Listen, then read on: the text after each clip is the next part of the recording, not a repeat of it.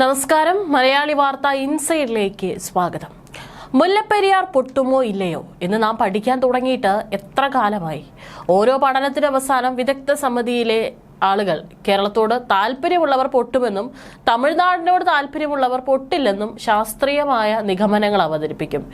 ഏതായാലും ഓരോ മഴക്കാലം ഉണ്ടാകുമ്പോഴും മലയാളികൾക്ക് നെഞ്ചിടിപ്പ് കൂടും. കാരണം മുല്ലപ്പെരിയാറിലെ ജലനിരപ്പ് അത് കൂടുന്നുണ്ടോ, റൂൾ കർവിന് അപ്പുറത്തേക്ക് കടന്നോ, മുല്ലപ്പെരിയാർ തുറന്നുവിടുന്ന ഒരു സാഹചര്യം ഉണ്ടാകുമോ, മുല്ലപ്പെരിയാർ പൊട്ടുമോ എന്നൊക്കെ പറഞ്ഞുകൊണ്ട് മലയാളികൾക്ക് എല്ലാ മഴക്കാലത്തും ഒരു ആശങ്ക തന്നെയാണ്, അല്ലെങ്കിൽ ഒരു നെഞ്ചിടിപ്പ് തന്നെയാണ് മുല്ലപ്പെരിയാർ ഡാം എന്ന് പറയുന്നത്.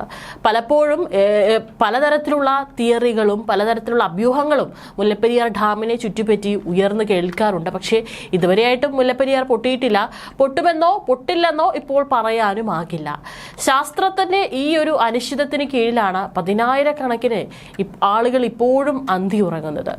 ഏതൊരു പാരിസ്ഥിതിക ആഘാത പഠനത്തിന്റെയും ആത്യന്തികമായ റിസൾട്ട് ഇതൊക്കെ തന്നെയാണ്.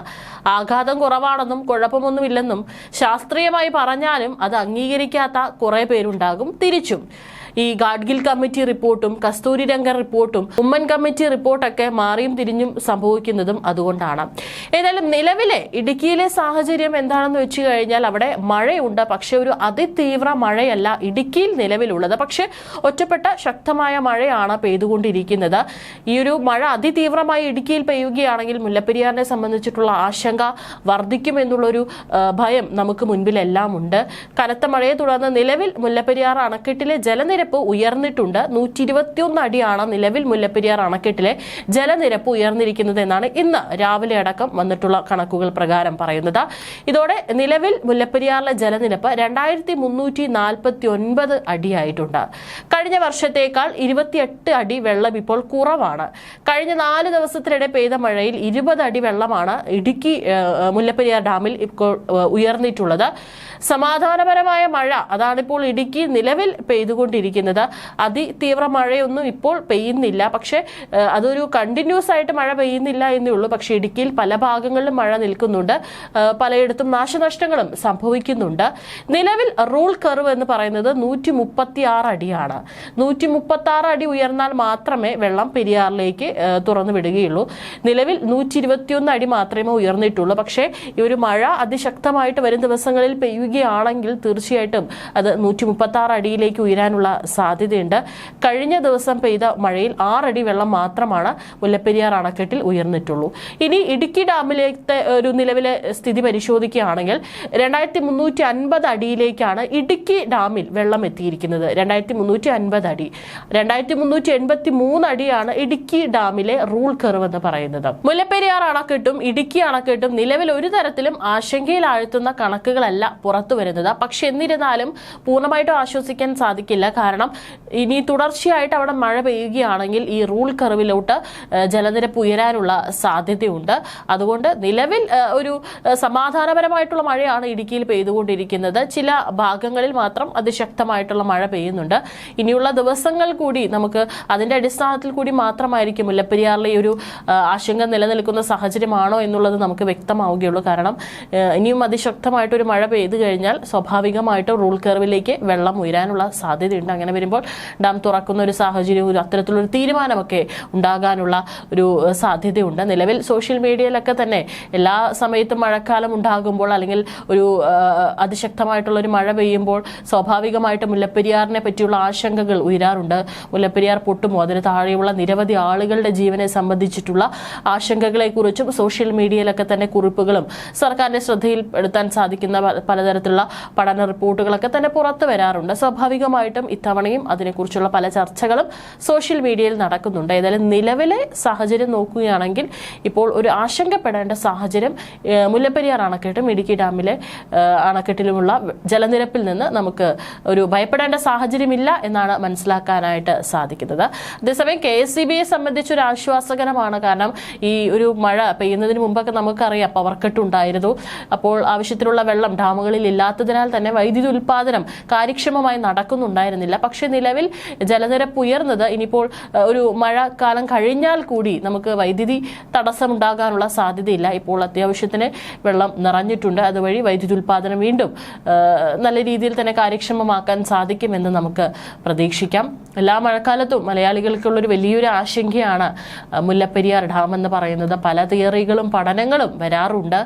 ഇടുക്കിയും വയനാടും ഉൾപ്പെടെയുള്ള മലയോര ജില്ലകളൊക്കെ തന്നെ ഗതാഗത രംഗത്ത് വലിയ പ്രതിസന്ധികളാണ് നേരിടുന്നത്, പ്രത്യേകിച്ച് ഈ ഒരു മഴക്കാലത്ത്. അതുകൊണ്ടാണ് നമുക്ക് ഈ മലയോര മേഖലകളിലേക്കുള്ള യാത്രകൾ ഒഴിവാക്കണമെന്ന് പറഞ്ഞ് പലപ്പോഴും നമുക്ക് കാലാവസ്ഥാ വകുപ്പിന്റെ മുന്നറിയിപ്പിൽ പറയുന്നത്. കാരണം അവിടെ ഈ ഒരു ഗതാഗത പ്രതിസന്ധി അത് അതിഭീകരം തന്നെയാണ്.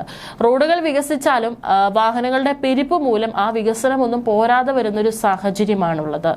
വർഷങ്ങളായി നമ്മൾ ചർച്ച ചെയ്യുന്ന കേരളത്തിന്റെ ഉറക്കം കെടുത്തുന്ന വലിയൊരു ചോദ്യമാണ് മുല്ലപ്പെരിയാർ അണക്കെട്ടിന്റെ സുരക്ഷ എന്താണ് എന്നുള്ളത്. ലക്ഷക്കണക്കിന് മനുഷ്യരുടെ ജീവനും സ്വത്തും ആശ്രയിച്ചിരിക്കുന്ന ഈ ഡാമിനെ കുറിച്ച് നമ്മൾ ചിന്തിക്കേണ്ട സമയം അതിക്രമിച്ചിരിക്കുന്നു. ഇതുമായി ബന്ധപ്പെട്ട് പല ആഴത്തിൽ പഠനം നടത്തിയിട്ടുള്ള പല വിദഗ്ധരും ഈ ഒരു സമയങ്ങളിലൊക്കെ തന്നെ മുല്ലപ്പെരിയാറിനെ കുറിച്ചിട്ടുള്ള മുന്നറിയിപ്പുകൾ മാധ്യമങ്ങളോടെ നൽകാറുണ്ട്. നിയമ പോരാട്ടങ്ങളിൽ തമിഴ്നാടിന് കാണിക്കുന്ന ആസൂത്രണവും മികവും കേരളത്തിന്റെ ഭാഗത്ത് നിന്നും ഉണ്ടാകുന്നില്ല എന്നതാണ് മറ്റൊരു പ്രധാന തിരിച്ചടി. സുപ്രീം കോടതി മുല്ലപ്പെരിയാർ കേസ് വരുമ്പോൾ അതിനെ പ്രതിരോധിക്കാൻ സാങ്കേതിക വിദഗ്ധരായി 20ഓളം റിട്ടയർ ചെയ്ത എഞ്ചിനീയർമാരുടെ ഒരു പ്രത്യേക ടീമിനെയാണ് തമിഴ്നാട് സജ്ജമാക്കുന്നത്. എന്നാൽ സാങ്കേതിക ഡാറ്റയും കൃത്യമായ എഞ്ചിനീയറിംഗ് തെളിവുകളും സുപ്രീം കോടതിയിൽ സമർപ്പിക്കുന്നതിൽ കേരളത്തിന് പലപ്പോഴും വലിയ വീഴ്ച സംഭവിക്കുന്നു. അതുകൊണ്ടാണ് പലപ്പോഴും നമുക്ക് അവിടെ നിന്നൊരു തിരിച്ചടി ഉണ്ടാകുന്നത്. ഏതായാലും ഇപ്പോൾ നിലവിൽ ഇടുക്കിയിൽ മഴ ഒരു സമാധാനപരമായിട്ടുള്ള മഴയാണ്. ഇന്നലത്തെ ഒരു കണക്ക് പരിശോധിക്കുകയാണെങ്കിൽ 38.60 മില്ലിമീറ്റർ മഴയാണ് ഇടുക്കിയിൽ പെയ്തിരിക്കുന്നത്. ശക്തമായ നീരൊഴുക്കിൽ കുറവ് വന്നിട്ടുണ്ട്. വെള്ളം സംഭരണ ശേഷിയുടെ 43.20% മൂലമറ്റത്ത് വൈദ്യുതി ഉൽപാദനം ഉയർത്തിയിട്ടുണ്ട്. ഇന്നലെ വൈദ്യുതി ഉൽപാദനം 3.109 മില്യൺ യൂണിറ്റ് ആണ്. ഇടുക്കി ജില്ലയിൽ മഴ കുറഞ്ഞെങ്കിലും ആശങ്കയ്ക്ക് അയവില്ല. മൂടിക്കെട്ടിയ ഒരു അന്തരീക്ഷം ഇടവിട്ടുള്ള മഴയും പ്രദേശത്ത് കനത്ത ആശങ്ക സൃഷ്ടിക്കുന്നുണ്ട്.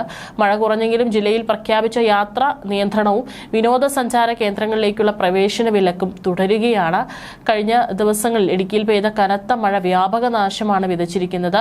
ജില്ലയുടെ ഉൾഗ്രാമങ്ങളിൽ പലയിടത്തും മണ്ണും കല്ലും വീണ് റോഡുകൾ തകരുകയും വൈദ്യുതി ബന്ധം തകരാറിലാവുകയും ചെയ്തിട്ടുണ്ട്.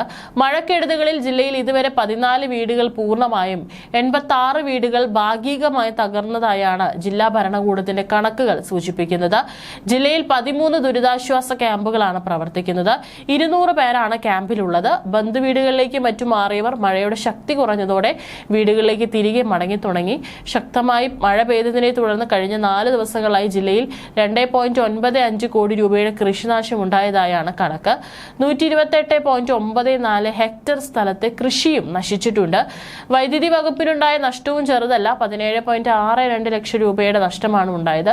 പ്രതികൂല കാലാവസ്ഥയും പല പ്രദേശങ്ങളിലും എത്തിച്ചേരാനുള്ള ബുദ്ധിമുട്ടും KSEBയുടെ പ്രവർത്തനങ്ങളെയും ബാധിക്കുന്നുണ്ട്. മലങ്കര ഡാമിന്റെ ഷട്ടറുകൾ ഉയർത്തി വെള്ളം പുറത്തേക്ക് ഒഴുക്കിവിട്ടതോടെ തൊടുപുഴ, മൂവാറ്റുപുഴ ആറുകളിലെ ജലനിരപ്പും ഉയർന്നു. ഇതോടെ താഴ്ന്ന പ്രദേശങ്ങളിലും പുഴയോരങ്ങളിലും താമസിക്കുന്നവർക്ക് ജാഗ്രതാ നിർദ്ദേശം നൽകിയിട്ടുണ്ട്. അടിയന്തര സാഹചര്യങ്ങൾ നേരിടാൻ താലൂക്ക് കൺട്രോൾ റൂമുകൾ സജ്ജമാണെന്നും ജില്ലാ ഭരണകൂടം അറിയിച്ചു. കനത്ത മഴയും കാറ്റും തുടരുന്ന സാഹചര്യത്തിൽ ഇടുക്കി ജില്ലയിലെ പ്രൊഫഷണൽ കോളേജുകൾ ഉൾപ്പെടെയുള്ള എല്ലാ വിദ്യാഭ്യാസ സ്ഥാപനങ്ങൾക്കും ഇന്ന് അവധിയാണ് പ്രഖ്യാപിച്ചിരിക്കുന്നത്. സ്കൂളുകൾ, മദ്രസകൾ, നഴ്സറികൾ, കേന്ദ്രീയ വിദ്യാലയങ്ങൾ, CBSE, ICSE സ്കൂളുകൾ എന്നിവയ്ക്കും അവധി ബാധകമായിരിക്കും. മുഴുവൻ വിദ്യാർത്ഥികളും താമസിച്ച് പഠിക്കുന്ന റെസിഡൻഷ്യൽ വിദ്യാഭ്യാസ സ്ഥാപനങ്ങൾക്കും കോഴ്സുകൾക്കും അവധി ബാധകമല്ല. കേരളത്തിന്റെ ഈ ഒരു പ്രതിസന്ധി പ്രത്യേകിച്ച് ഇടുക്കിയിൽ മഴ കൂടുമ്പോഴുള്ള ഒരു പ്രതിസന്ധി മുല്ലപ്പെരിയാർ ഡാമുമായി ബന്ധപ്പെട്ടിട്ടുള്ളത് തന്നെയാണ്. ഏതായാലും നിലവിൽ വരുന്നൊരു വാർത്തകൾ ആശ്വാസകരമാണ്. എന്നിരുന്നാലും ഇതൊക്കെ ഒരു താൽക്കാലിക ആശ്വാസം മാത്രമാണ്. നമുക്ക് വരും വർഷങ്ങളിലേക്കുള്ള ഒരു മുൻകരുതലുകൾ എടുക്കേണ്ടത് അനിവാര്യമാണ്. കേരളത്തിന്റെ രാഷ്ട്രീയ നേതൃത്വവും ഭരണാധികാരികളും ഉടൻ തന്നെ ഈ വിഷയത്തിൽ കൃത്യമായ മുൻകരുതലുകളും ദീർഘവീക്ഷണത്തോടെയുള്ള നടപടികളും സ്വീകരിച്ചില്ലെങ്കിൽ വലിയ വില നൽകേണ്ടി വരും. ഭക്ഷ്യസാധനങ്ങൾക്കായി അയൽ സംസ്ഥാനങ്ങളെ ആശ്രയിക്കുന്നത് പോലെ ഭാവിയിൽ കുടിവെള്ളത്തിനും വൈദ്യുതിക്കുമായി കേരളത്തിനെ തമിഴ്നാടിനെ മുന്നിൽ യാചിക്കേണ്ടി വരുമെന്ന ഗൗരവമേറിയ മുന്നറിയിപ്പോടെയാണ് ഈ ഒരു നിരീക്ഷണം നമുക്ക് അവസാനിപ്പിക്കാനായിട്ട് സാധിക്കുകയുള്ളൂ.